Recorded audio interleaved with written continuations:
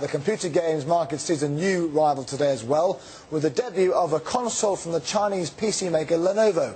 The company's Eedoo goes up against the Wii, Sony's PS3 and Microsoft's Xbox 360. The dominance of online PC gaming as well as software piracy has held back the growth of the console industry in China so far. You say we're going to find out more about the Eedoo when it's officially unveiled in Beijing this very afternoon.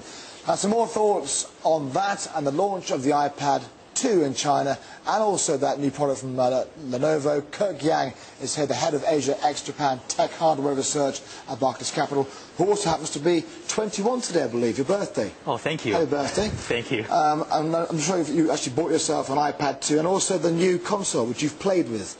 Yes. So you know exactly what it feels like to play the new console. Let's go with the iPad 2. Saw the crowds there in Shanghai. Yes. I'm sure it wasn't a birthday present, but it's certainly a present. Yes. How different is the iPad 2 to iPad 1? It's an amazing product. I have iPad 1 since last year. When iPad 2 came out, we couldn't buy it in Hong Kong. So one of my friends in the US was able to buy it for me, shipped to Hong Kong. The biggest difference for iPad 2 is camera.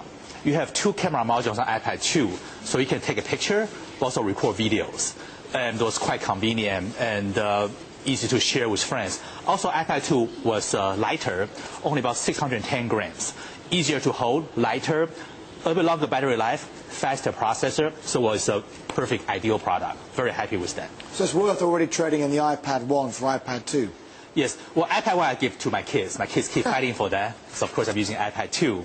And last week, of course, you know, Hong Kong was for sale already.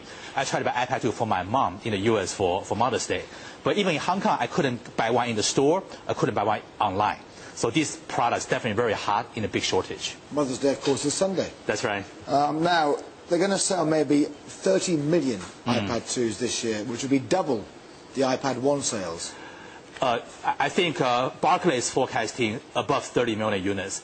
Because if you look at iPad 1, it came out in April of last year, and with a small yield rate problem, gradually increased the production. iPad 2 was ready for that back in March. So we believe Apple can easily sell 5 to 7 million per quarter for the rest of the year, and more in second half. So at least 30 million units this year. The only issue is potential component shortage and the production. Right now, they sell every single one they can make.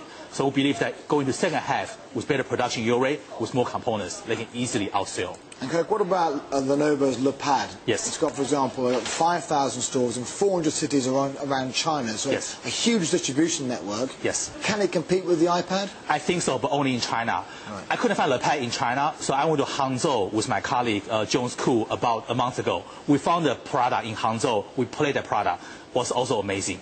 A little bit heavier, a little bit more expensive than iPad 1, but cheaper than iPad 2.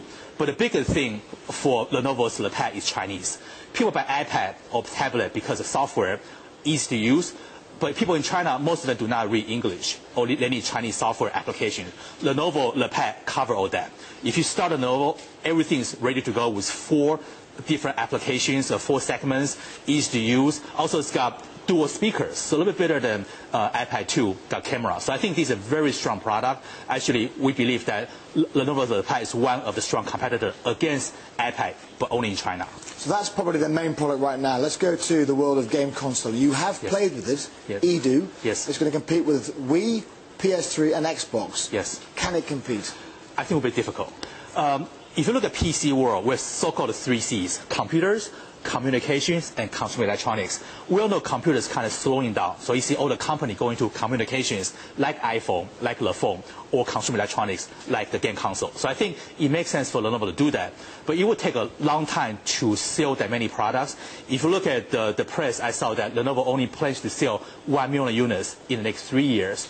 If you look at Wii, look at Xboxes, and the PS3, they've already sold between 40 to 70 million units. So it's a long way to go for Lenovo. It's a good start, but also software, just like LePad, like tablet, they need software games to play. So we take them some time to build the units. When you played with it, you think, wow, this is amazing? Did you think, oh, okay?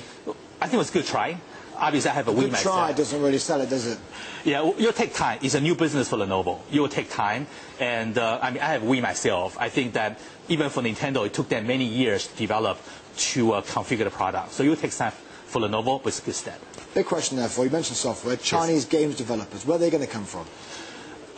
Mostly in China. Chinese actually have a very good software talents. 2 years ago, I was a CFO for a software company listed in the U.S. There are so many good software engineers in China at about half the cost as U.S. So I think there are plenty of software engineers in China for games, for IC designs, or for any other tech products. So that actually is a strength from Chinese universities. Kirk Yang, always thanks for coming in. Happy birthday to you again. And there you go, the man who's played with the iPad 2, has actually got an iPad 2 and also played with the Eedoo. So he knows exactly, and a CFO, and also, in fact, obviously head of Asia Tech Research, ex-Japan, at Barclays Capital. You couldn't get a better analysis of the new software right now than Kirk Yang.